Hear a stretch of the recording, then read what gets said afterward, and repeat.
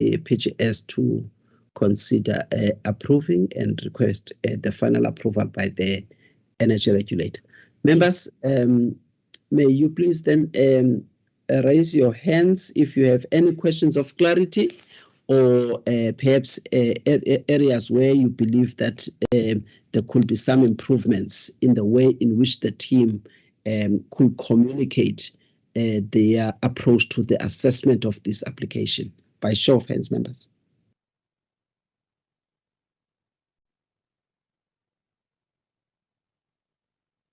Okay, it seems members are happy.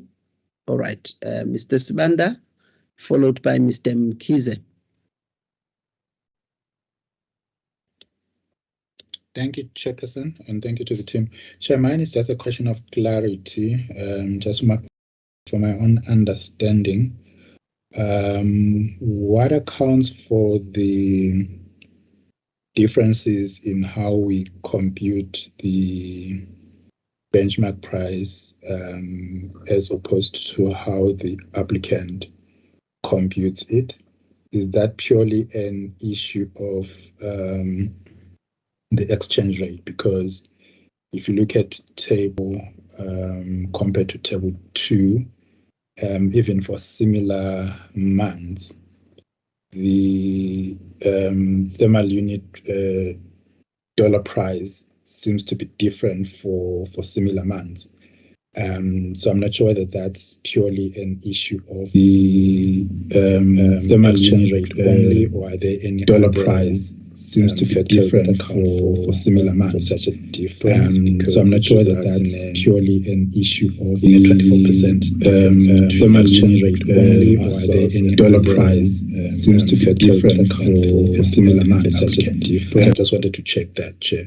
And then there are also other just smaller things that I wanted to check. Yeah, well, firstly, so the applicant relies on the Standard Bank exchange rate, whereas we rely on the Reserve Bank one. Perhaps it's the allowance that's given in the methodology, but I'm just wondering whether going forward, shouldn't we be utilizing a similar source, especially if there is a government entity that is responsible for these statistics? Why not use a similar source to avoid those differences? And then on table 7, page 8, under the trading margin, I think there's an omission there. That figure that's reflected under SLG. I think there's a typo there. And then the other issue was on 6.3, that paragraph that says I think it should be there is no variance between NERSA and SLG calculation of the acquisition cost.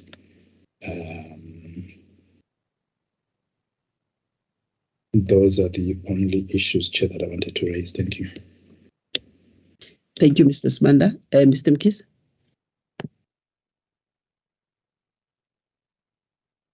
Thank you, Chairperson. I note what my colleague has put forth. I'm just going to look at small things that pertain to the figures as presented. If you look at the team can just make sure that the units are in order, like under 5.6.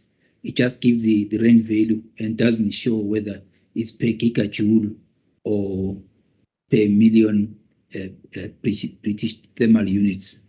So just to be able to clarify that. And then also on table 3, I don't think that there's a need to have the R for rand in front of those figures, just to make sure that everything is in order in terms of the tables. As well as let me just check something here.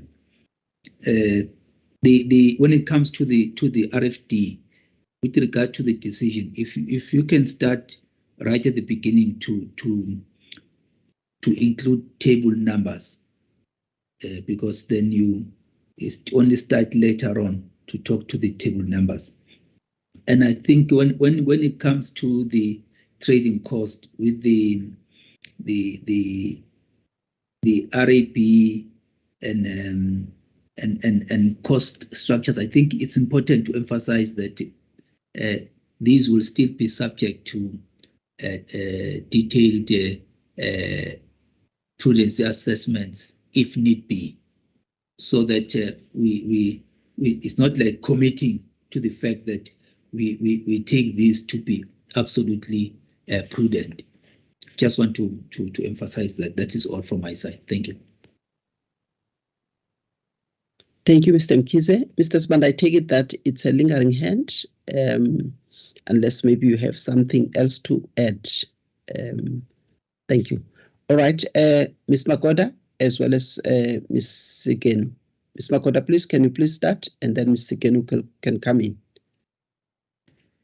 Thank you, Chairperson. I will start with Mr. Sibanda's questions and input. What accounts for the difference between the benchmark price on the JKM is the exchange rate. The applicant used Standard Bank, whereas in terms of the tariff guidelines, they are supposed to use the Reserve Bank. Hence, NERSA, in its own verification, we then use the Reserve Bank.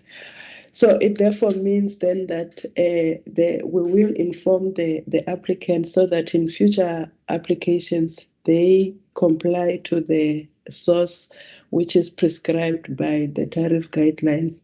With regard to Table 7, which is on page 8, we will correct the typo there or the omission. Same as on paragraph 6.3. He says that we must say that there is a variance between the calculation of the acquisition cost of NERSA and there is no variance between NERSA and the applicant. We will take that into consideration and correct the RFD. Coming to Mr. Mkhize's questions and inputs, the figures as presented, we will make sure that there are units that are included there, especially on the tables that he has highlighted. Same as on Table 3, we will remove the R for rents. And also, he mentioned that the RFD, we must start numbering the tables from page 1 from the beginning. We will do that, Chairperson. And his last input is regarding the trading cost, the RAB and the cost structures there. We will emphasize that it will be subject to prudency assessment. Thank you, Chairperson. Thank you, Ms. Makoda. Are members sufficiently covered by the responses? If yes, then we are going to go straight to the recommendations, which are on the rely on the ones that are in the covering submission. It's on page. Recommendations are on page 12 of the over-stamped pages, numbers, the green numbers. Paragraph 7, the PGS is requested to recommend to the energy regulator to approve SLG's application for the maximum price of the gas energy for the period of 1 year. It doesn't indicate what is the start of this maximum price, but I think it's important that you indicate what is the start so that we know exactly for purposes of monitoring of compliance, Ms. Makoda, what exactly is the period? If you can add that on the RFDs as well as on paragraph 7.11. And then number 2, the PGS is requested to recommend to the energy regulator to approve the decision as well as the reasons for decision, which are attached here as Annexure A. This request is subject to the corrections that are pointed out by members. All of those corrections that members pointed out. Members, are you happy then to recommend to the energy regulator to approve the application subject?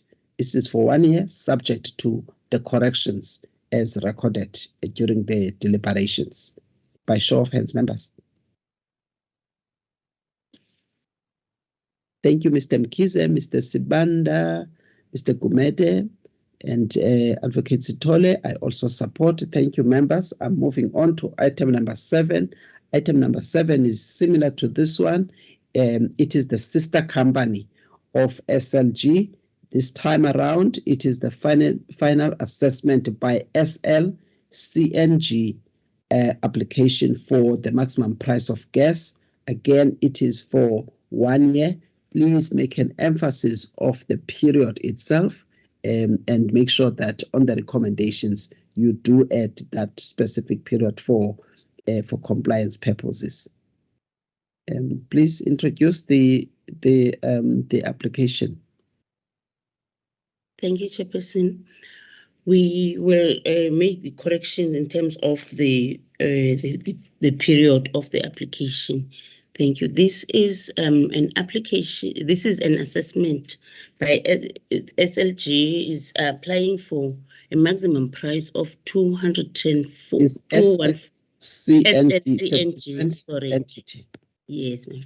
SLCNG is applying for a maximum price of 214.88 per gigajoule for the period of 1 year after the approval by the energy regulator. They are applying in terms of the benchmark. So the GE is calculated in terms of the benchmark. The GE is 148.16 per gigajoule, and the trading cost of 66 Rand.72 per gigajoule. All the comments that were made in the previous submission that are applicable in this application will be taken into consideration. Then in terms of the calculation of the trading costs, we have assessed the trading costs in terms of our rate of return in calculating the allowable revenue. The differences between the NESA and the SLCNG application are outlined in Table 7. We have accepted the RAB as they have applied for the working capital, and then the difference was WACC, which is due to timing difference between their application and the time in which we assess the application. The difference between SLCNG and NESA is less than 1%, as it is displayed in Table 6 of the covering submission. Then we request the PGS to recommend to the energy regulator to approve this final assessment. Thank you, Chairperson. Thank you, members. Any questions, comments, guidance? Thank you, Mr. Gumede. Good morning, Chairperson, members, and colleagues. Chair, I didn't comment on the previous one because I think I have, I may sound like a scratched record. I've raised my previous comments on these for quite a while. But this particular one, I thought I would comment on paragraph 6.22 because I I'd raised this before, but I'm not sure that you see. For me, Chairperson, the one thing that is that I find disappointing is that when we comment on something and until that issue has been resolved, it still comes up exactly the same statement that was in the previous one that was discussed. I'm not sure what it sends. It sends a message to me that says, what's the point? What's the point of commenting and reflecting on these things? And the issue for me, Chair, is a very simple one, is that I've come from an era of regulating petroleum products, and the whole definition of benchmarks is clear. For instance, BFP, when we look at BFP as a benchmark, which is an import parity price, but which is basically import at the ports in South Africa, is that it includes a refining margin, it includes cost of transportations and so forth. And therefore, if someone were to then say, on top of the BFP, add a refining margin, however you calculate that refining margin, it would be double accounting. However, the JKM and the other benchmarks that are used could well not fall into that category. But at least I think it's owed to the members, before you make a comment like that on 6.22, is that we get a clearer understanding of what are the issues that are, when someone says, I'm using a particular benchmark, for instance, benchmarks that are used in Australia for petroleum pricing, which are depot benchmarks, is that you know that those benchmarks would also include the cost of importation plus the cost of transportation from whatever respective port to that particular depot. But you need to have a good understanding of that.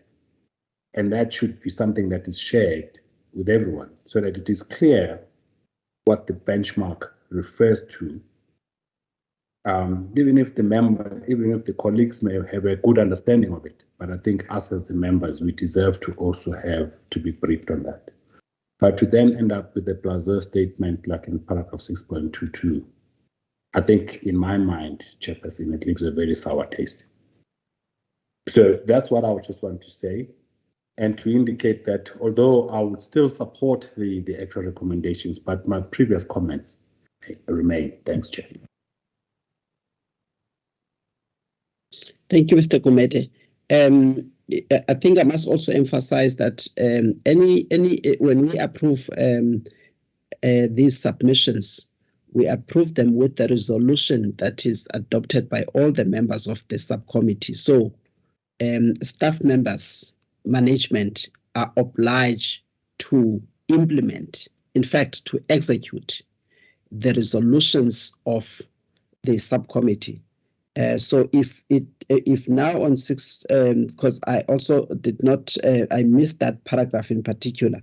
So on paragraph 6.22, the way that it is put, it's as if it disputes the issue of a possible double counting, which I also have clarified it for the benefit of members, to say that yes, some of these things, to the way that they are calculated, and there will be improvements so that we make sure that there is no possibility of a double counting, because even when you look at the trading margin, it simply takes the benchmark price and then it adds on the cost of gas. And then again, you get this one for the trading cost. So this is the improvement that members have pointed out to say that we may need to look at it differently.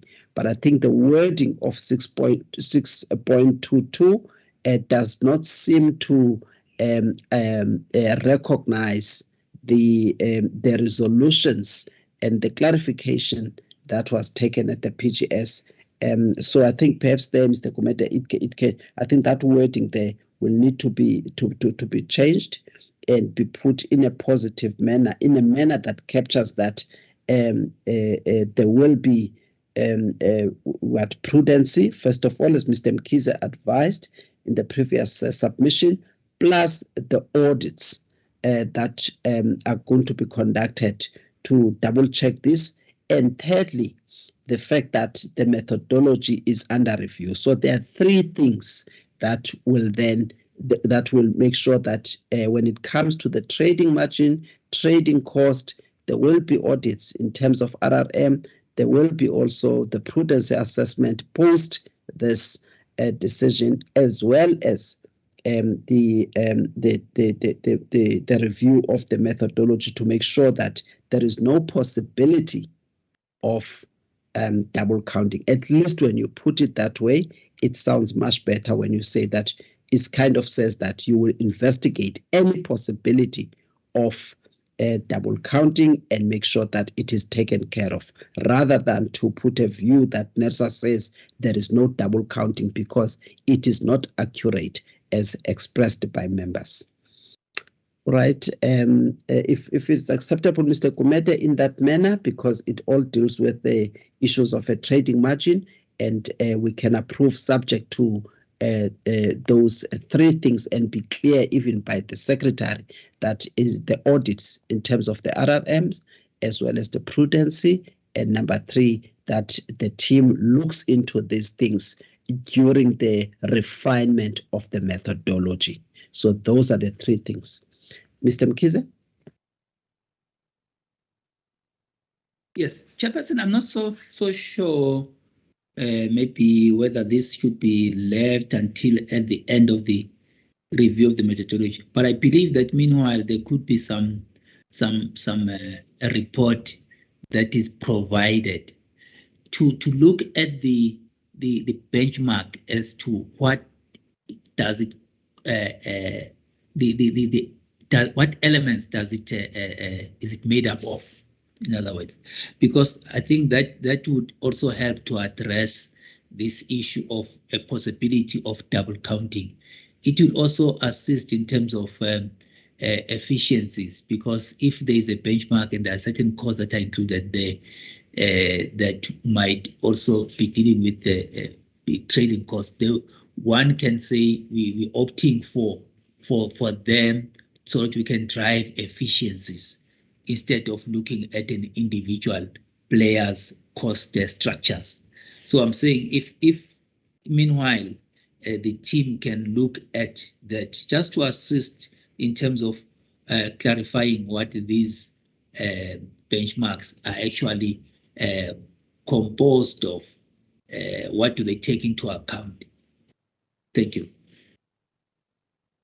Thank you, Mr. Mkhize. Members, if you agree, that can also be done, because it will focus the input of the members properly, and so that then it can be incorporated into the final methodology once that methodology has been refined. Members, if you are in agreement, then we can add that as the third resolution on this under the recommendations, if members are in agreement. All right, we can then, subject to these comments and input from the members, and also changing the wording of paragraph 6.22 to in line with the guidance that we have provided. And I think also paragraph 6.2 there, that table there, where we simply say that we just add, in fact, it's not even 6.4, where we just say that we add on the benchmark itself when we calculate the trading margin. So really look into 6.4 as well as paragraph 6.22, both of them, and reflect the guidance that you received here. Now, members, having said that, the PGS is requested to recommend to the energy regulator to approve SLCNG's application for the maximum price of gas for the period of 1 year after the approval by the energy regulator. So it's effective on the date of approval by the energy regulator, and also to approve the decision and reasons for decision that are attached here as Annexure A. And thirdly, the team is the PGS to approve that, or to note that the team will conduct an assessment of what is included in the benchmark, and for the purpose of avoiding inefficiencies and also double counting. So that will be the submission that will come to the PGS for consideration. Members, with those three recommendations, are members happy to then approve and note? Thank you, Mr. Mkhize. Thank you, Mr. Sibanda. Mr. Gumede, thank you. I approve. I can see, yes, thank you, Advocate Sithole. Thank you so much. We then move on to the next agenda item, which is Sasol Gas's decommissioning or abandonment of plans of some of its assets. It's abandonment plans for some of its assets. Please introduce the submission and remind the members that we had the submission last year and that they raised the issues, and some of those issues have now been addressed, and indicate clearly what is the scope of what this submission is all about and what NERSA will then do in terms of the application by Sasol, and what are the implications of such decommissioning. In that order, please.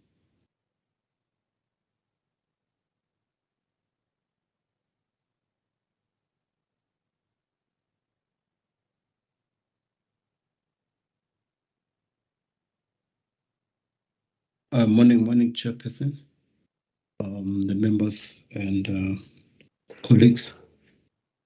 I'll consider the matter as read. Sasol is requesting for the energy regulator to approve, firstly, the assets that still to be abandoned for 2022, and secondly, to note the facility that have been abandoned in March 2021. Maybe if I can give the background.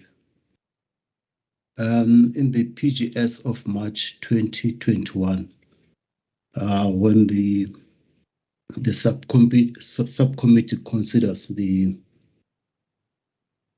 gas supply interruption report for Boksburg, there were issues that were raised, and those issues that were raised are in paragraph 14 of the submission, of which part of it is for Sasol Gas to submit a maintenance plan and decommission and abandonment plan for all its assets.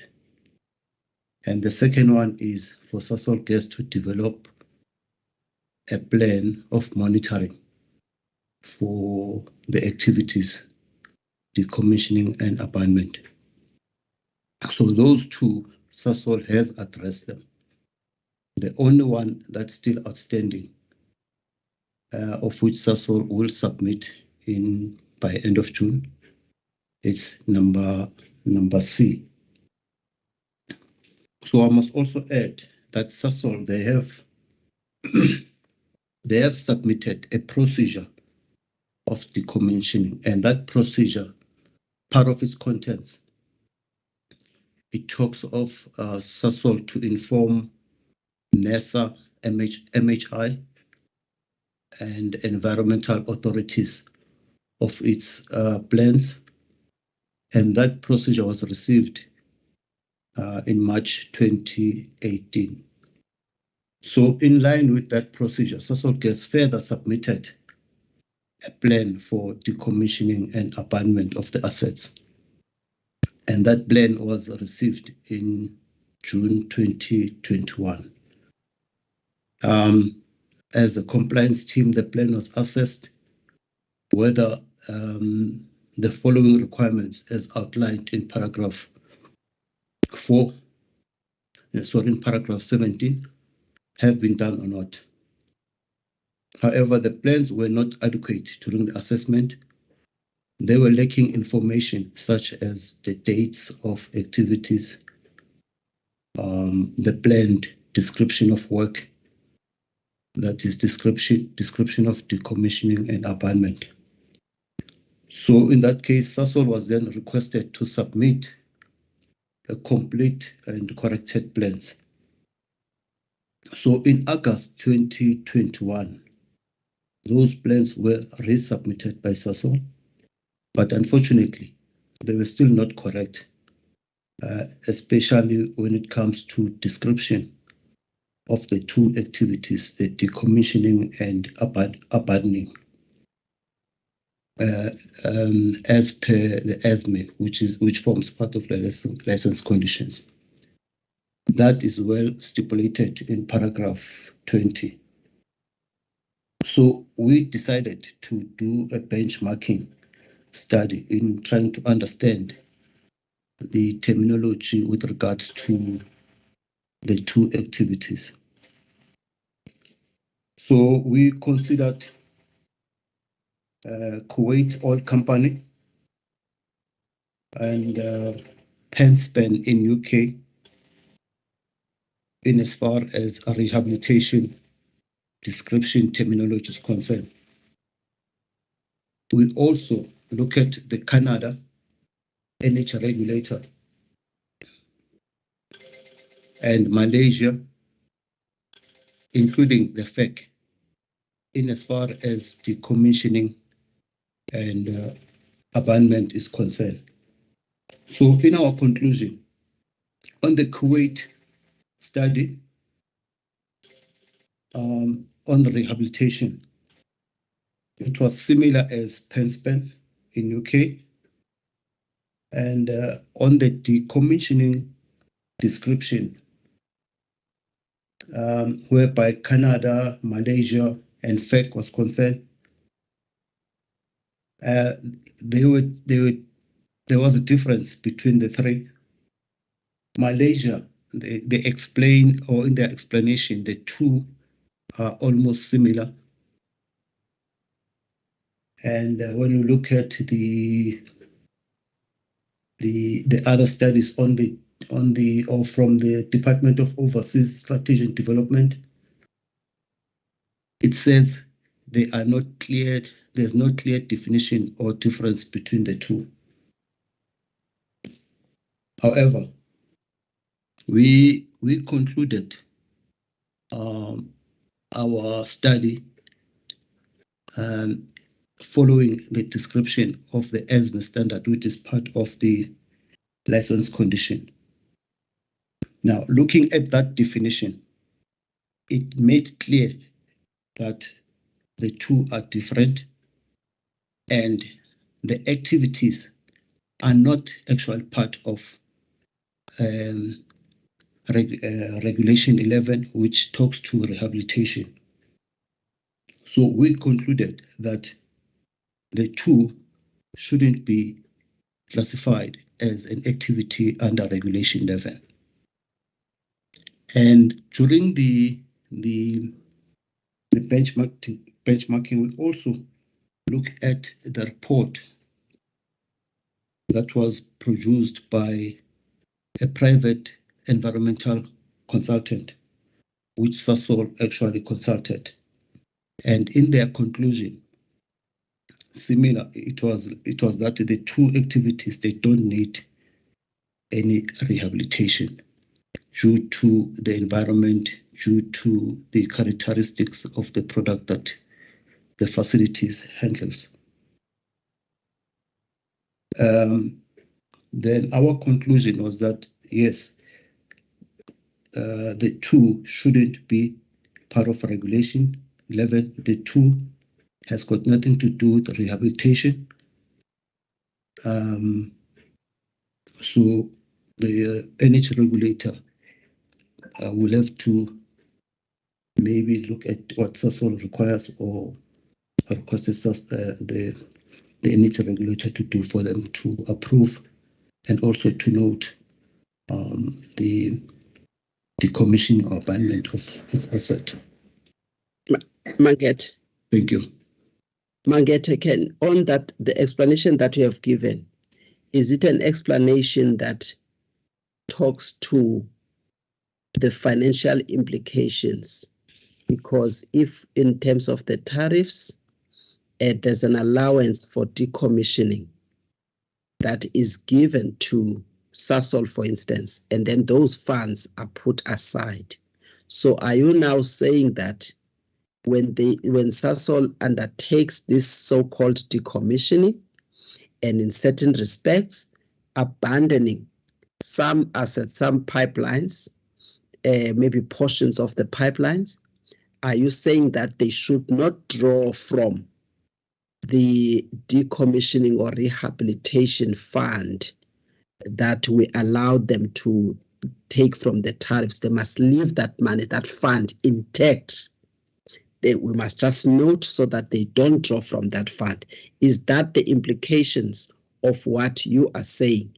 If even though this kind of activity is covered in the license conditions, you did not cover that part, and be short, Manget, please. Yes, I'll also ask our colleagues if they've got something to contribute on this part. In the report somewhere, I think it's paragraph 63, it's clear that Sasol Gas will have to use the operational budget for this type of piecemeal decommissioning project, rather than using the funds allocated as per regulation level. So yes, Sasol Gas will want to use the funds for rehabilitation, but it will use its capex, or its OPEX budget for the activities. Thank you. All right, members, the submission is before you. Before that, let me ask Mr. Kotora, because his hand is up. Perhaps he's got something to augment the introduction for the members. Mr. Kotora? Thank you, Chair. I wanted to augment on the aspect of using the money that is set aside as a decommissioning provision, to say that decommissioning, Chair, is calculated for the entire network. And when we assessed how it's being set up, it's an amount that would be used when the entire network is being decommissioned, or when a major identifiable asset is being decommissioned, not for these piecemeal decommissioning activities. I wanted to just provide that additional, to say it is in the way that that fund is set up that does not allow it to be drawn down for every piecemeal decommissioning activity. Thank you, Chair. Thank you so much. Members, by show of hands, any guidance, input, suggestions in terms of the approach that is proposed, or any further clarification required?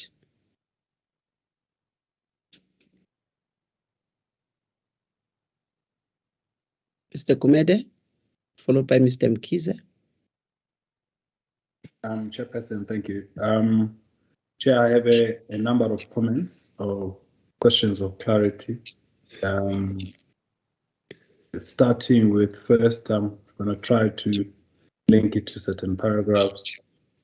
The first one, Chair, that I'm concerned about is that, in terms of law, is that there's a reason why we define things, and including, so for instance, if something is not defined in terms of law, then we tend to use, I guess, a dictionary definition of things. So my concern is that that whole section up to, I think, up to paragraph 46. My concern is reference to, the question I ask is reference to FERC appropriate in our decision-making processes? Should we not be referring to local standards and definitions in everything that we do? I was very uncomfortable with, I know that when we are developing policy or developing the acts themselves, we make a certain amount of benchmarking, but once that benchmarking in terms of definition is done and is embedded in the law, it then becomes, it is defined in the law. But for us to then, in implementing the law, a question I'm asking, is that appropriate for us to make reference to how other domains could be defining certain things in terms of our decision making? So that is the first question, Chairperson. And I said it's linked to paragraph 46, I guess. Paragraph 65 Chairperson. I've asked this question a few times, but again, I'm asking it because it worries me in terms of our capabilities and obligations, as well as the energy regulator, the decision-making body. Are we a technical or are we an economic regulator? If we've got these technical regulatory responsibilities, are we properly capacitated to do so, to actually undertake that work? Are we not taking the role of a safety and healthy regulator, the Department of Labour, in respect of some of the aspects of what we're doing? What is the exposure to the energy regulator in respect of us making this decisions? Yes, in terms of the management and staff, they may well be equipped, but the decision makers themselves need to have a full understanding and appreciation of the decision that it's making. I've asked this before because honestly, as a person, as a member of the regulator, I feel exposed. Do we have technical regulatory in terms of regulating standards and regulating all of these other issues, including compliance with environmental, health and safety standards and laws and things? Are we equipped to do that?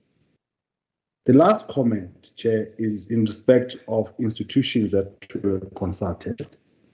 I think for me, missing in there, clearly missing, is the Department of Labour. Because from what I understand, in terms of the SHE, that's the department, that is the ultimate regulator of all aspects related to that. Chair, perhaps, and if I am totally misunderstanding this, and my comments are misplaced, I apologize. Thanks.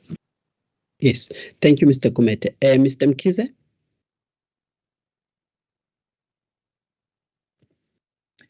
Thanks, Chairperson. I've tried to understand this document. I can see that a lot of work has gone into it, but my concern is that it seems like it's in one portion we're trying to look at our jurisdiction in terms of dealing with the matter at hand of abandonment and or decommissioning abandonment process. And I think we must just be able to state that so clearly and then see to what extent do we go into exercising our mandate, which then talks to the issue that Mr. Kumete has raised, and a matter that I've been talking to all the time, of saying, where is the collaboration?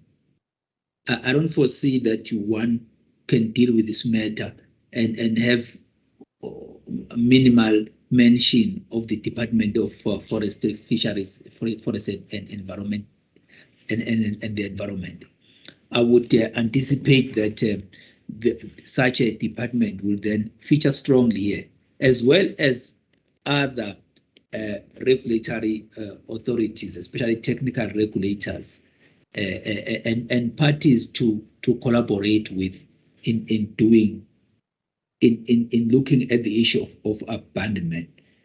And there is also, if you look at even the case study, when you look at paragraph 22, the Kuwait oil company. In looking at that, I think it's important to say that the way we understand rehabilitation from our side, this is more of a repair of the pipeline itself. But now there is, over and above that, there is the whole issue of the environment, to say that is it rehabilitated, leaving that pipe in the ground, is it approved by the relevant authority, what reports are we getting from other relevant authorities that then help us as an economic regulator to then deal with issues that strictly pertain to us. I look, for example, when you on under 7.72 on the recommendations when it comes to B in terms of the continuing to use the operational budget for piecemeal decommissioning and abandonment project.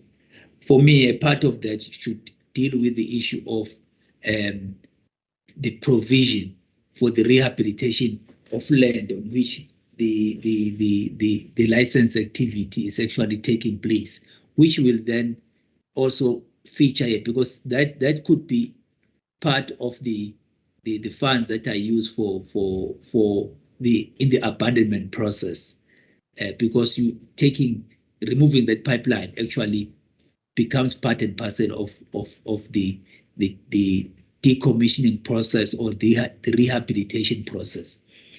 So I wanted to get clarity on that, and over and above that, I note the study that have been put forth, but when it comes to the conclusion, we need to be very categorical around the issue of saying what is our definition now according to our standards, having noted that the issue of abandonment, decommissioning in some jurisdictions is seen as one, in others is seen as two different processes. But how then do we see it from our side, and what is the definition that we then attach to it so that we can be able to deal with it holistically? Then it will also go to the issue of harmonization, to look at how the other divisions are looking at it in terms of the petroleum as well as the electricity sectors, because then that becomes important just to make sure that as a regulator we deal with these things in a harmonized fashion and effectively and efficiently. I'll just leave it at that.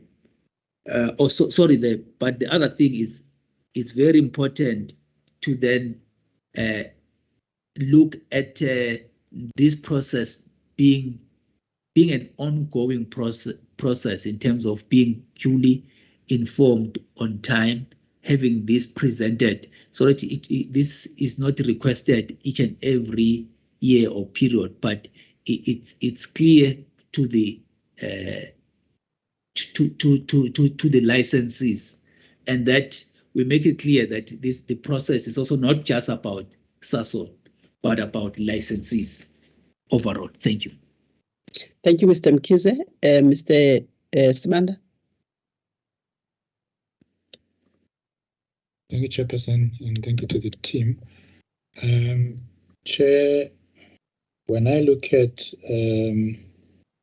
paragraph 17 and the factors that need to be assessed, I thought that perhaps that should be the standard against which we then measure or evaluate this request.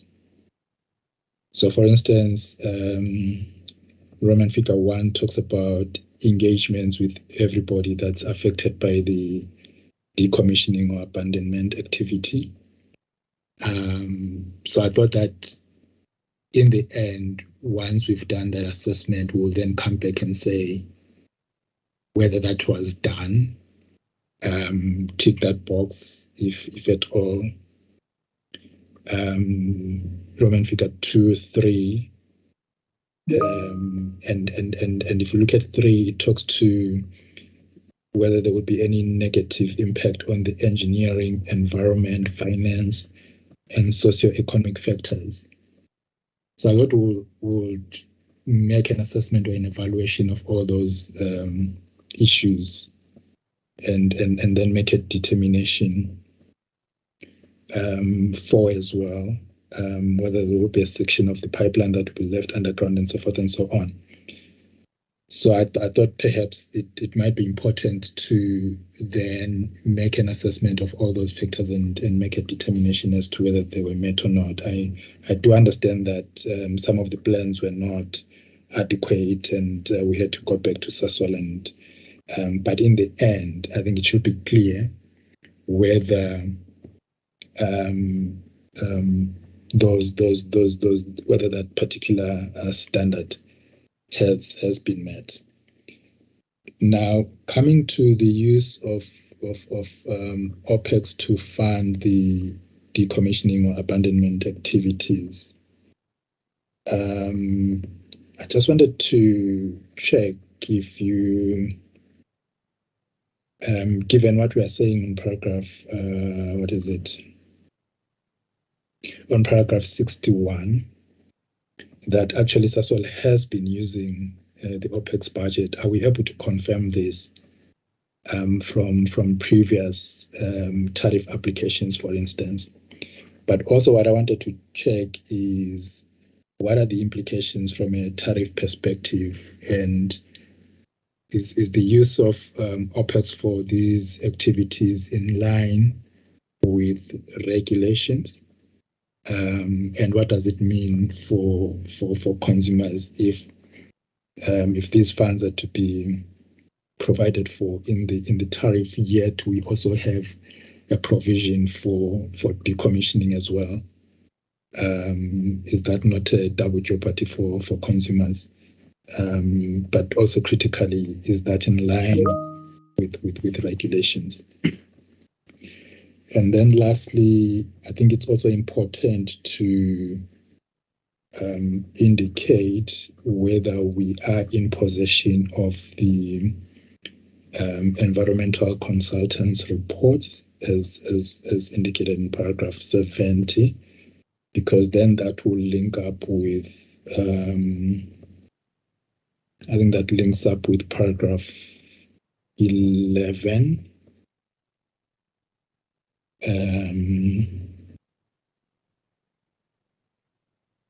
Yes, in terms of sub-regulation 4 and 5 of regulation 11, that requires a certificate from an independent consultant. So all I'm saying is, I think we just need to indicate whether we are in possession of the reports from the environmental consultants to satisfy the requirements of regulation 11. Thank you, Chair.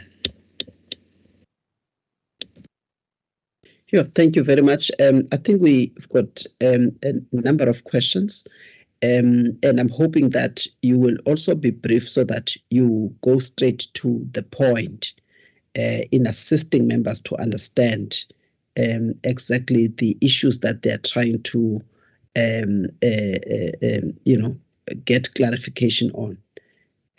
Mangeta and the team, if you can please provide clarification here. What are we doing? Because you've got to, first of all, because these activities are regulated, that is number one. I mean, we're talking here about the pipelines that have been used to transport gas. So that's the first thing, and we licensed those pipelines. And the operation of those pipelines are also under license. And now, if they are saying that they are going to abandon, you need to understand that. And please, when you clarify that, surely there's a sequence in these activities. You start by abandoning something because perhaps it's not working, or maybe there's some fault or there's some refurbishment that needs to take place. So you abandon it. It is of no use. It doesn't contribute to the regulated service and may not be compensated, therefore, if it doesn't contribute.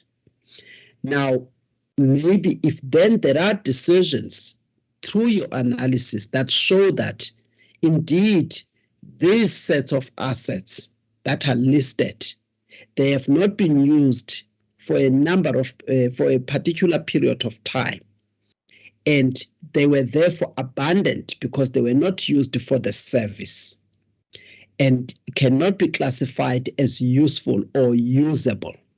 in terms of our methodology. If you reach that point, then surely afterwards, they will then say, all right, we're no longer using them. It's something that is sitting there and it cannot be repaired. It cannot be refurbished. We now get to a stage where we now say, oh, well, let's decommission it. We don't need it. Let's decommission it and sort of just bury those pipelines and do something there for safety and all of that. So can you explain that? What is happening? Because you didn't do that well to the members, so that there's a proper explanation of how these two activities are linked, are interlinked. And then tell us exactly, when you talk about abandonment, what do you mean in the context of our mandate to regulate? If those pipelines that you have identified are no longer in use, they are not usable, for how long have they not been used? Will they be usable in future? Can you take it that way, please? And then so that then we can all understand each other, and then and also then get to the allowance that we normally provide for in terms of Regulation 11, and also in terms of now in the tariff when we allow for decommissioning. So it's two things. Now it will be the rehabilitation, where we want licensees to have accounts where they deposit money, and that money is the one that is for decommissioning. Then you will come up nicely with that so that we can all understand where we are going, and then you will answer the specific questions from the members. Mangete, please, straight to the point. Thank you, Chairperson. The 6 assets that were decommissioned, actually, Chairperson, you have put it on the other way around.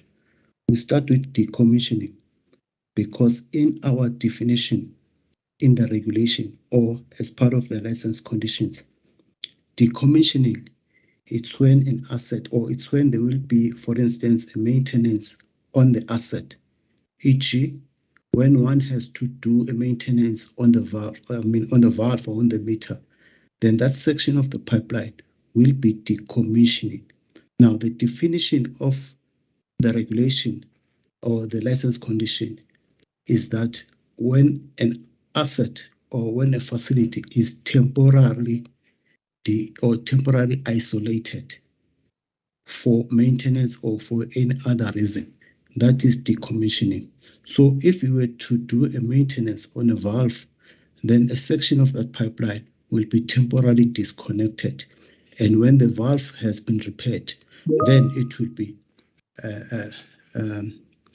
considered as a normal operation. In other words, it will be decommissioning. But if you were to abandon that section of the pipeline, then some parts of the facility will be taken out or disconnected permanently on that section. So that is abandonment. So that's our definition in as far as the license condition, or in as far as ESME standard, which is used by both the petroleum and the gas industry. So I think I've explained the part of how the two processes follows or are related to each other with respect to our definition in the license conditions. So the second part is on the collaboration with other regulators or other role players in this space. We are in the process of eventually having an MOU with South African Gas Association, which are also having an MOU with the Department of Labour, focusing on the safety aspect, technical safety aspect of facilities. So we'll be having a meeting with them sometimes next week. And we are also preparing some meeting to meet someone from environment. So the third one is on the environmental body. SASO, they've consulted an environmental consultant which did the environmental assessment, and they concluded that such activities, when looked at NEMA, it's not categorized as an activity that will need an environmental impact study. So there is a report that has been submitted by this consultant. Maybe we should have attached it on the submission. But yes, there is a private environmental body that has done the environmental assessment. Yeah, maybe my colleagues will then help me on the tariff or on the effect of such activities on the RAR. Thank you. Yes, yes, Chairperson, to add on this, I think there's a question asked by Mr. Gumet as to why are we using FEC? Can we use FEC as reference? Is it appropriate? So on this one, Chair, the FEC, we use FEC's definition as part of the benchmark, but it was just for emphasis only because their definition tallies well with how the ASME standard describe decommissioning as well as abandonment. It is not that we just relied on FEC definition to drive our point. We are just emphasizing that as another regulator, they use the same terminology and it is defined in line with the standards that we are using. So on paragraph 65, the question about are we a technical regulator, I think it tallies with Mr. Mkhize's question when he said to what extent are we exercising our mandate. So I think Vusi has answered that the collaboration part in line with the last meeting, the same issue was raised that we need to have a workshop, for instance, with all these other related bodies like Department of Labor, Gas Association, and in this case again the Department of Fisheries, Forestry and Environment, and that process, Chair, is underway, as Vusi has just emphasized. And Mr. Mkhize, again, on the definition in terms of our standards. Yes, I agree on this one, Chair. This is an ongoing process, and I think it will be important for us in using benchmark definitions from other bodies as well as definition from our standards to come up with a clear terminology and definition that will be applicable to NERSA as well as used by other licensees. As emphasized that this is not only about SASOL, but you might get a different application of terminologies from other licenses that we are regulating. So it will become important that we come up with one common approach in as far as the terminology as used in our regulation is concerned.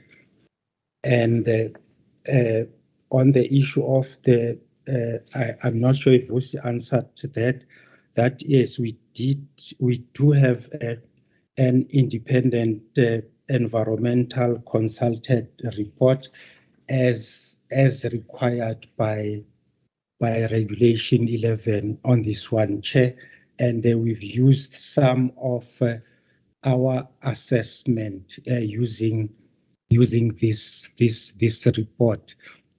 For instance, on the issue of the issue about the termination of financial security, for instance, where in terms of regulations, we are supposed to get an independent report just in justifying compliance with environmental mandate. Yeah, so I think I'll give over to Sam, Chair, to deliberate on the implication of the perspective from the tariffs and the issue of double jeopardy. Chair, thank you. I'm going to only give 5 minutes to wrap up this submission because we're not going to go back and forth. As I indicated last year, we discussed this and it's taking too much time of this committee. We are now discussing it today when there were questions that were supposed to have been addressed. The only problem here is that you are not answering and trying to present issues in a manner that everybody can understand them. You have the information, and sometimes this information is all over, but you're also not assisting by verbal representation of that information. That is your problem here on this thing, because you have that information, you worked on this thing, but your problem is not explaining exactly to answer the questions of the members. You cannot answer the question asked by Mr. Kumede, by Mr. Mkize, and I try to guide about the extent to which we get involved in this whole thing of rehabilitation, because there will be other environmental requirements and other departments will be in charge of that. Your answer cannot be consultation. Consultation is something else. Your answer must be, and I try to start by explaining this, to say that in the first place, start where you have your mandate. These are pipelines that you are regulating. Now, part of these pipelines, if you say so, they are being abandoned. If you look at the definition of Regulation 11. So if you also, from your inspections which were conducted, you went there and you can now talk facts, that's what will help you. You went there, you looked at the pipelines, and you discussed with the licensee. The pipelines members that are here are the following, the ones that we've listed here. The part of this pipe will never be utilized. They are not in a usable condition. Now the licensee wishes to now remove them, if they want to remove them, wishes to bury them and reroute the entire pipeline system or the other part of the transmission or distribution to the other route. And for them to do so, they have built certain portions of the pipeline so that they can continue with the gas transportation.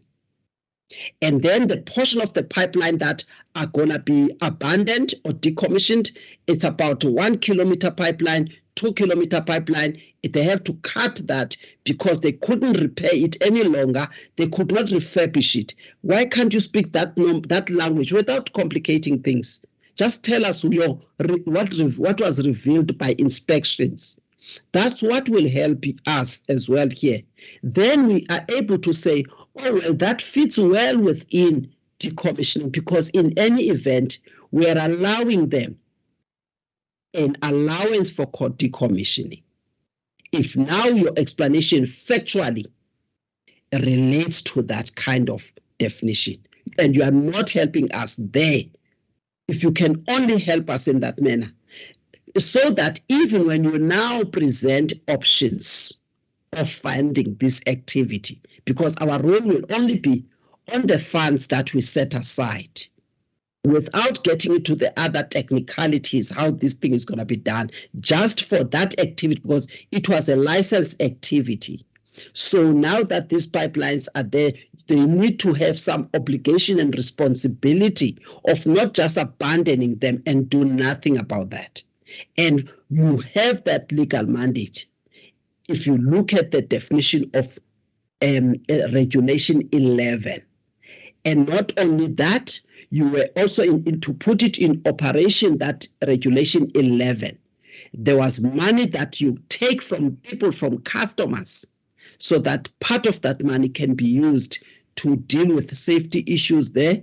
If the department that is responsible for that, the money that you then say it has been put aside to cover that activity. But you're not telling us what is happening. You're simply trying to come up with an academic definition of abandonment. But if you look at abandonment, it's something that is not in use anymore. It will not be used. It cannot be repaired any longer. Maybe it cannot be refurbished, or it's not useful to use that route of the pipeline any longer, and therefore it will not be used, or it has reached its useful life. Can you tell? Because now you're bringing us at least to what we're supposed to do. Now, you are not going to be able to assist with Mr. Gumede's question. What is the scope of our mandate in what you are bringing to us? Consultation is not the answer. You only consult to assist only in respect of that limited mandate that you have, but you don't carry out that function of rehabilitation from A to Z. Please, can you please answer this question? Now, it is the second time that we discuss in this committee. Please answer us this question, and you can provide a good answer based on your inspections, what you have seen, and you are given time to do that. Go ahead, please. Chair, maybe I can quickly give it a dab. The decommissioning, Chair, that is happening now is for valves and small value assets. In total, Chair, the amount is less than 3% of the OPEX budget. I think I cannot mention the value because it's confidential, but the value is so low, Chair, such that it won't cause, it won't shock the tariffs in any way. When we did the impact on the tariffs, it would increase by cents, maybe 5 or 2 cents or something like that. So there is no real impact on the tariffs. It's a valve here, a small pipe there, a small pipe here, and the activities that are defined by Regulation 11 is the rehabilitation of land. So Regulation 11 is particularly a regulation that is used to say when you have finished whatever you are doing and you remove your pipeline, restore the land to its original condition. So at this point, when they remove a valve or when they remove these small pieces of pipeline, it's not the main cost is not in the rehabilitation of land, but in the removal that they are doing of these pipelines. Hence, it's not also fitting in the definition of the type of activity that we should use the amount of money that we are setting aside. That money that we are setting aside, Chair, we calculated it for the entire network to say when this entire network is being removed, and we then want to restore our land so that it comes back to its original condition, how much will that cost us? So we're given a value, and we are calculating that that money that is being set aside based on that value that it will cost us to restore our land at the end of this activity. So these piecemeal activities, Chair, that are happening as part of their operational activities, we have recommended that because they are not shocking the tariff and the amounts are so small such that they won't cause any significant shock in the tariff. It is quite prudent, I think, to ensure that these are done as part of their day-to-day operations. But Chair, the emphasis is these are not like 1 kilometer or 2 kilometer pipelines. These are short pipelines to connect a customer. Let's say it's 40 meters there, 10 meters here, 5 meters there, and mostly valves that were leaking. Thank you, Chair. Thank you very much. That was supposed to be the engineers that were explaining that. Thank you for that simplification for the purposes of you determining the financial implications and what can be done. Members, can you now understand in terms of the nature of the assets that we are talking about here, if you now also consider the definition of Regulation 11, that they are talking about valves that maybe are beyond repair, even if you were to replace the valves. But also, as I was talking about portions of pipeline, so I was just giving examples of, say, I don't know how long these pipelines are, maybe 1 kilometer, 2 kilometers. I was just giving examples there to say sometimes they may want to, because of certain reasons, they may want to close that portion of the pipeline, cut it, and then perhaps reroute, but still join and be able to continue with the regulated service. What is the regulated service? It is the gas transportation. So perhaps now they replaced maybe the portion of the pipeline that perhaps they believe it cannot be repaired.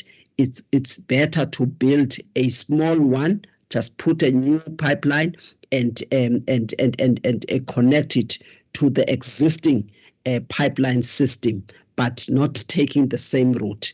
And it seems from what Mr. Kotora is saying, this is what is happening here. And if that is what is happening, then you need to properly consider Regulation 11. Regulation 11 states that even though it has words such as relinquishment or abandonment of license activity, so the license activity here, it doesn't look like it is 100% abandoned. It is still continuing. That license activity is the one that is the transportation of gas, and the operation of the pipeline is still going to continue. So it means the transportation of gas continues, same pipeline, but the portion of it had to be replaced. As well as the license activity. What is that license activity? Is the operation of the pipeline still continues.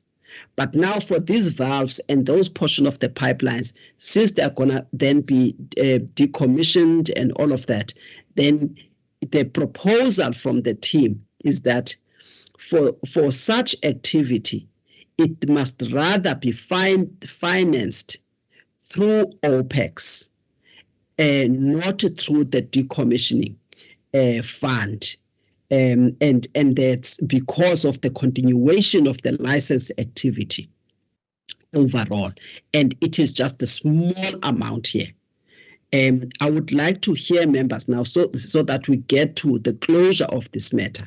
Now, on those on that explanation that has now been given of what we are dealing with here, and also given the definition of what is supposed to guide us, and now the financial implications as to how this licensed activity or the portion should be funded. And that fear of saying, perhaps if we allow it, because we did not know sometimes the quantum and the nature of these activities not clarified properly. If now it is so small and the harm is limited, it can just be taken from the budget that we normally provide, which is the OPEX budget, for maintenance of these leaking valves and then that rerouting. Are members comfortable with that, or can you then make a proposal, members? Because now we are clear as to what is happening and how the energy regulator can come in and allow the funding of the activities. Members, the last round, please, so that we come to the conclusion of this matter. I will appreciate your guidance on this. By show of hands, members. Mr. Gumede, please go ahead. Followed by Mr. Kis. Thanks, Chairperson. I think, thanks, Mr. Kotora, for this. But I think for me, what is quite clear here is that I guess what we are asked to do is that as the economic regulator, we collect or we request a provision for rehabilitation when the pipeline systems are decommissioned. And at the same time, we also allow in the determination of maximum prices operating budgets. The question that is asked, if I understand the issue well now, the question that is asked of us is whether should this decommissioning, if it is called decommissioning or whatever, but should this activity be funded from a decommissioning budget or rehabilitation budget, or should be funded from an operation budget? If it's operations, it will then affect again, it depends on whether on the size of the amount. So we are basically, even if it's funded from an operational budget, the question is, can that be capitalized? Because the fact that it may be funded from day to day, it does not mean that the funding can be written off in 1 year. It could still be capitalized over a period. Or should this activity be funded from rehabilitation funds? Chairperson, if that is what is before us, that to me makes a lot of sense, and we could then therefore be able to make a decision as the economic regulator. So, Chair, I think maybe the question I may ask is my understanding correct that these are the two options?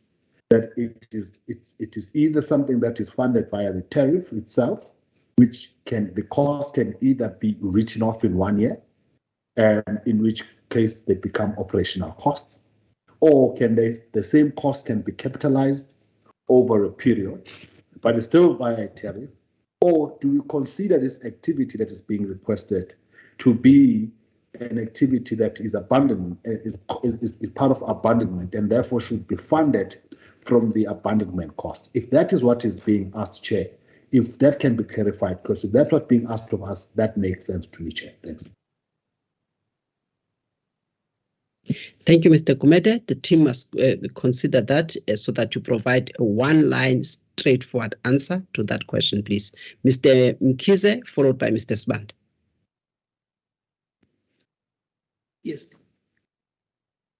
Chairperson, I must start by saying that I've got a problem with how this whole thing is how this is presented, in the sense that there's talk of decommission abandonment plans, which plans then one was thinking that it should be clear that other than what is written in Table B, there is nothing else that is being planned in the next, say, 5 years or 3 years. It should be clear from that, because the way it is presented, I recall that there was a problem with valve that caused an incident, and we said Sasol would then have to be proactive in terms of looking at that.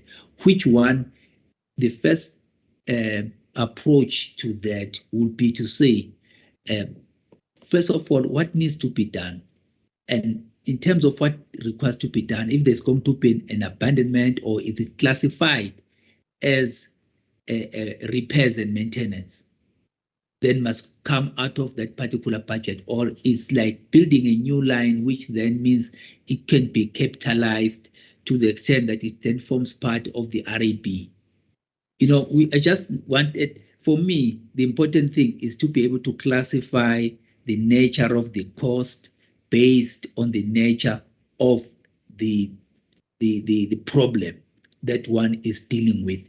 Because if you've got a line that is operating, I mean, we don't talk of abandonment there, because you simply remove the valve and you put a new valve, and then the line keeps working. And therefore, that becomes part of your repairs and maintenance, or a systems upgrade. And then we need to then talk, as the engineering part, they need to talk to the financial side of the analysis to see how to classify the cost, and then we can then be able to support that, provided that that is clearly articulated. I think we've also learned from the issue of how the even from when one looked at ESCOM-ish situation where you've got an equity injection to say how do you treat it, how should it be treated in terms of accounting principles. So for me, it should be that, and this submission should be crafted accordingly to deal with that. Basically, to agree when that is not coming out very clear, whether you say yeah or nay to this. I don't think that they've done themselves a favor and done us a favor by crafting this submission the way they've done. So I was even at the point, I tried to raise my hand earlier on, at the point of saying maybe they can repackage this submission and send it via round robin, if possible, because of the clarification of the classification of the cost. Thank you.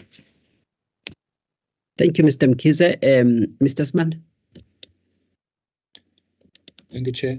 Chairperson, without necessarily repeating issues already stated, but I think there are two main issues for me.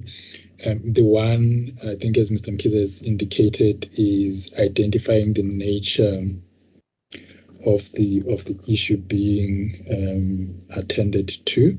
Is it a question of maintenance, repair, and so forth, as opposed to decommissioning, stroke abandonment? That's the one part. And if it's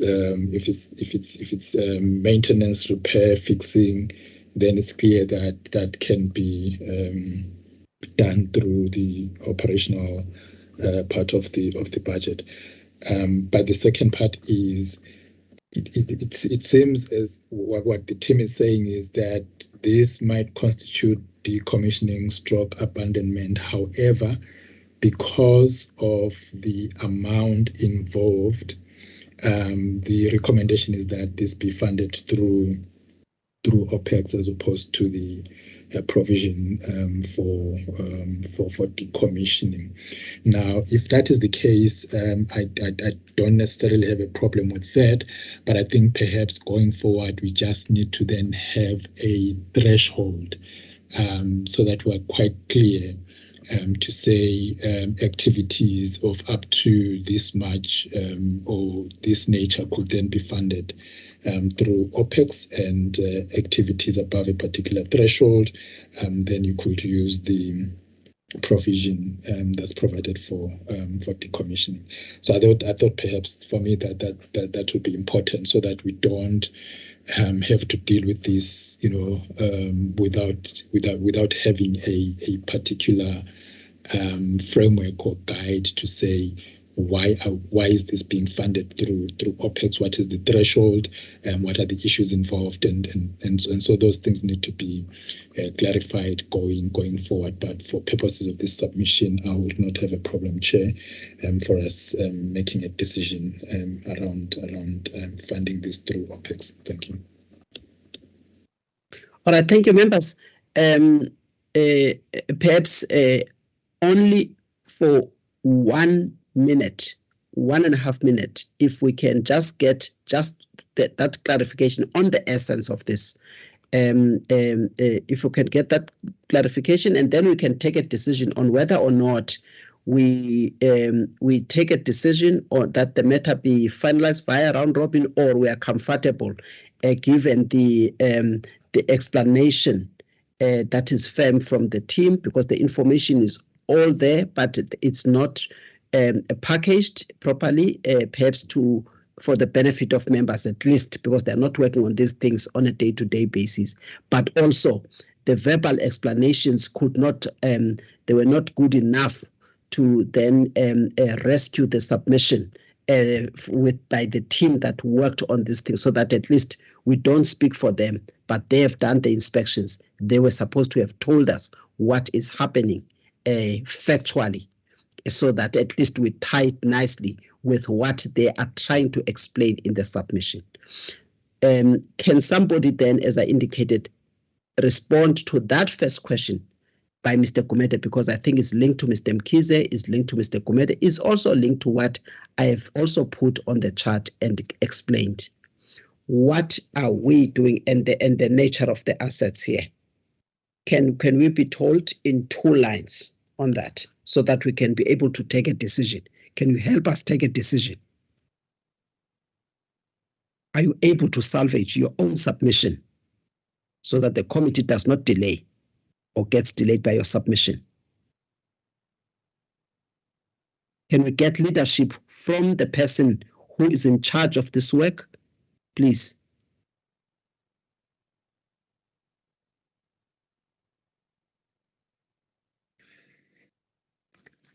Yeah, Chair, on this,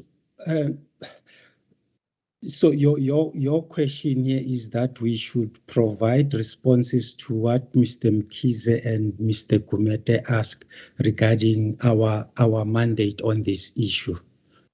I just want to get clarification on that, Chair. The clarification is that Mr. Gumede asked the question, is his understanding proper? That what we are dealing with here is that there's an issue of valves that are leaking and perhaps they are beyond repair. Have you seen that? Have you not seen it physically yourself through the inspections as recommended last year by the PGS? Is that the only thing that we're dealing with here? Do we also deal here with very small pipelines, portions of the pipelines that are being removed, or they're going to be buried completely, and therefore the service, gas transportation will still take place, the regulated service, and the operation of the pipeline will still go ahead despite the small portions of the pipeline being removed? Is that all that we're dealing with here? And therefore, we want that the NERSA then deals with the financing of that activity. Is that what we are dealing with here? Yes, Chair. On this one, first, as we know that this forms a network of pipelines that constitute either a distribution or a transmission infrastructure. So these 6 items listed there, Chair, these are unused facilities or old infrastructure that is unused currently, that Sasol has decommissioned and it needs to abandon. On the issue of valves, old infrastructure, it constitutes customer meter station that is above ground. It constitutes pipeline that is underground, and it constitutes risers that are part of the pipeline that is protruding. So it's all a variety of issues here. So Sasol, during inspection, it was discovered that the risers that are up there, there are customer meter station, old customer meter station that are currently not being used. They are not being used.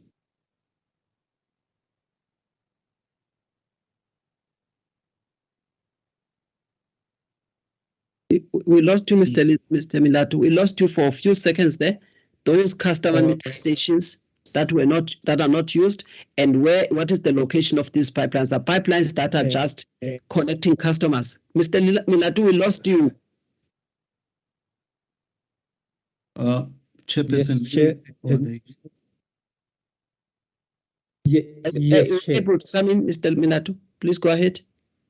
Yeah. So Chairperson, on this one, as I've just said, these facilities are not used and they are old infrastructure. And since they are linked to the pipeline that forms part of the distribution or transmission network, it means that, yes, gas will be flowing on other connected pipelines, either in the same area or in the same network.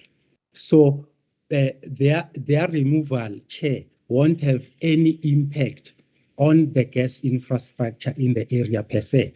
So on this one, Chair, our request on this is that since this does not constitute your normal rehabilitation, wherein there'll be an overhaul, removal of gas pipelines and the entire infrastructure.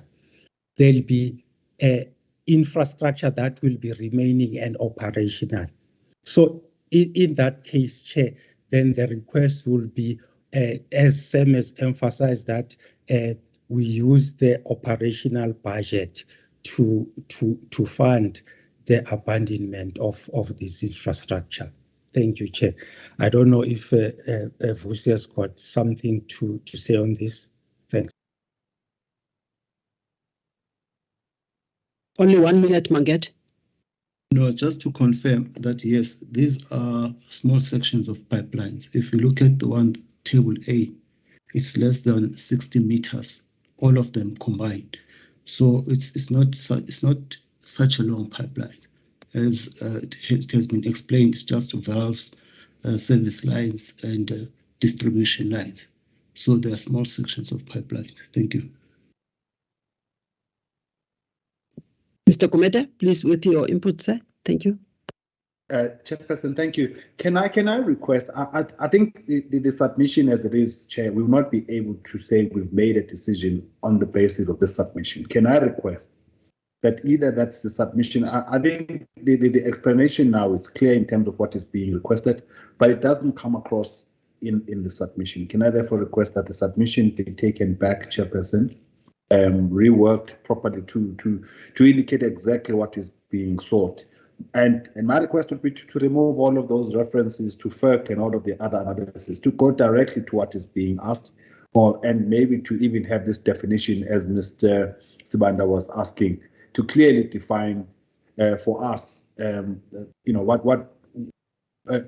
so we can make a decision in terms of what qualifies to be funded via a rehab fund, so that there is a principle that the regulator approves, and that is clearly articulated in the submission, and therefore, and that request or the recommendation from the team to say, although they may be abandoning parts of the system, or rather they may be in the team's view, although you may be removing a valve, if you're removing a valve that could easily qualify to be maintenance, if the system remains, it can't be abandonment. But nonetheless, can the team be clear in terms of their own analysis whether this they consider to be abandonment, but because of the size, that it should be funded via a repairs and maintenance budget, or whatever the issue might be.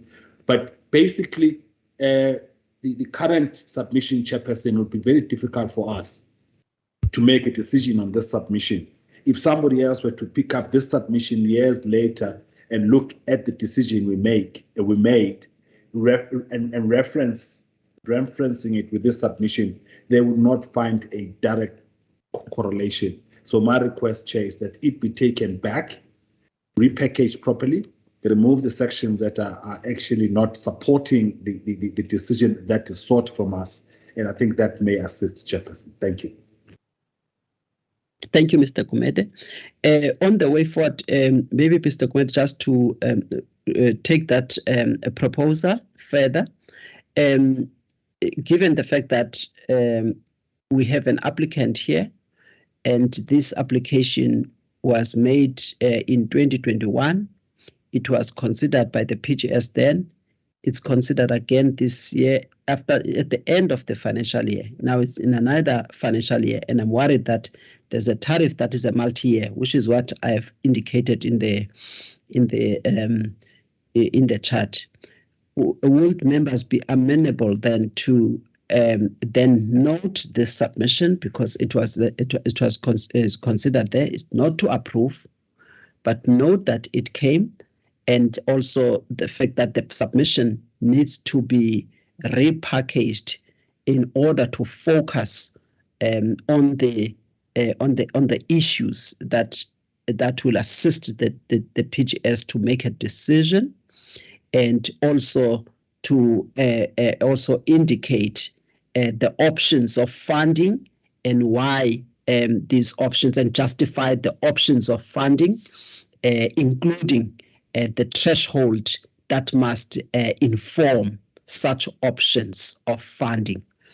And then that submission, then members, if it can be considered at least by round robin, so that we also do not prejudice the applicant here. If you look at the time period that has elapsed since the first application, and now work has been done, but I think the information, the way that it is packaged, is the one that cannot assist much in taking the decision. We can take that, but the submission itself, we can't redo the submission through the discussions here.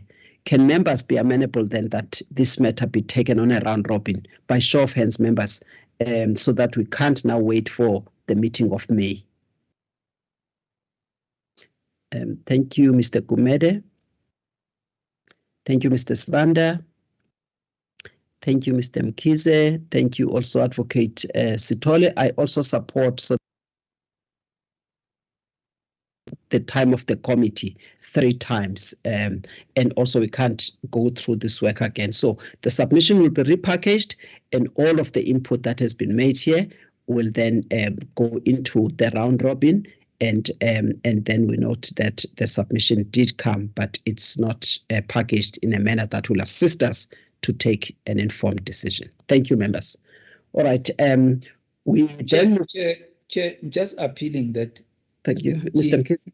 I'm just appealing that the team really considers this issue, the whole issue of classification and the treatment of the funds that must be utilized, because just because the fund is of a particular quantum does not of its own mean that it can be treated in a particular way. So they must do a proper job that helps us to take a decision. They must put themselves in our shoes so they can craft it accordingly. Please. Yes. Thank you. Thank you very much, Mr. Mkhize. That will be done. Thank you so much. And then, members, we're now moving on to item number 9, which is the noting of the round robin resolution on NERSA's determination of inadequate competition. I think this must be the one on, it's not the actual determination, but I think it's the terms of reference, or is this the old one? But it is just for here for noting, members, the submission. Are you happy to note?